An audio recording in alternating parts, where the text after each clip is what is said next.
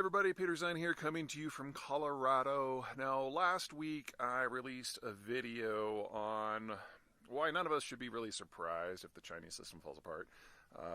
We'll leave the link here for those of you who have not seen it. But the most common follow-up question that I've received from viewers has been, wouldn't this justify in the Chinese mind a diversionary war, a distraction war to increase public support?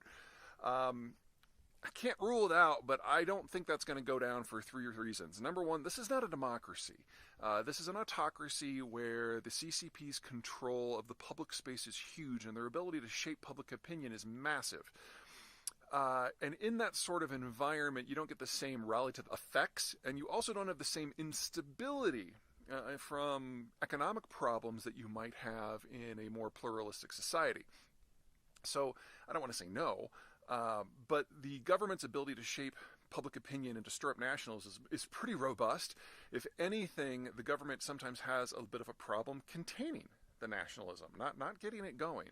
So from a legitimacy point of view, I don't think it's really necessary. Second, anyone in China who can read a map and do math knows that if they launch a war for Taiwan, it will not end well, not in the war itself, but what happens to the next day. China is dependent upon the international community for roughly 3/4 of their energy sources, and most of that comes from a continent away. On top of that, China is, in terms of absolute volumes, the most dependent on imports and exports of any country in the world, and they import the vast majority of the materials that allow them to grow their own food. So if you have even a moderate effort by a small number of countries to go after Chinese commerce in the aftermath or because of a war, this country will be facing a industrial collapse in just a matter of months and a famine that'll kill half the population in a couple of years. And I have no doubt that at least several years ago that the Chinese leadership understood that, and so they primarily used Taiwan as a rhetorical issue, and most of the threats that we're seeing now are not necessarily coming from the decision makers. Third, let's assume that the Chinese can capture Taiwan in a matter of weeks with minimal damage. That doesn't really give them anything. I mean, yes, it technically is a break in the first island chain, but the Chinese are still dependent upon the international system to get everything that they need, and they're dependent upon the U.S. Navy to patrol the global oceans so that their commercial cargo can come and go. In fact, this would actually put their potential sea lanes by Taiwan in greater risk from the Japanese, who have a better, longer range navy than anything that the Chinese have. And then there's talk of the semiconductor industry that the Chinese would be able to, but the Chinese can't operate their own semiconductor industry. It's not just run with foreign equipment and software, it's run by foreign personnel. And the Taiwanese facilities are the most advanced in the world. And honestly, the Chinese wouldn't know what to do with it. I don't mean that as a slam to the Chinese. I don't think any country that took them over would be able to operate them in anything less than a decade time frame. For the Chinese would take a lot longer than that. So it really doesn't check any boxes. Now, saying that it wouldn't work, saying that a diversionary war would be unwise and would achieve nothing for the Chinese is not the same as me saying I don't think it would happen. But the rationale would be very, very different. So two things. Number one, it could be a miscalculation. Not in the traditional sense that, we don't think anyone will do anything, but a miscalculation by Xi. Remember that Xi has formed such a tight cult of personality that no one's bringing him information.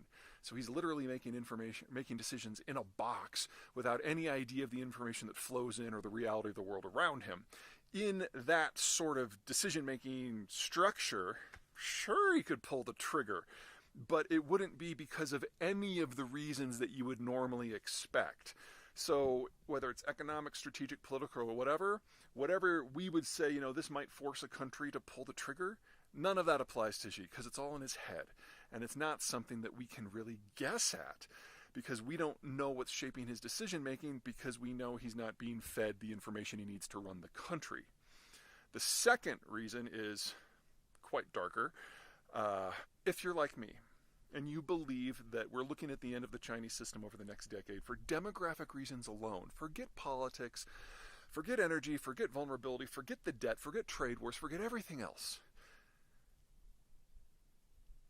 then there's something to be said for pulling the trigger. Because if the Chinese system is facing that same industrial collapse and that same population collapse for other reasons, and there's nothing that the Chinese government can do to stop that, maybe by a little bit of time and that's it, then pulling the trigger choosing the time and the place of a war, even if you think you're going to lose, even if you know it's going to result in the death of half your countrymen, if it allows you to command the narrative of the future, well, that means that the CCP, for the low, low price of half the country's population, might be able to rule into the next era of Chinese history. And if you're completely amoral about it, you gotta admit that might be a compelling reason to launch a war that you know will destroy you. Pretty dark. Not saying that's happening, but we can't rule it out at this point.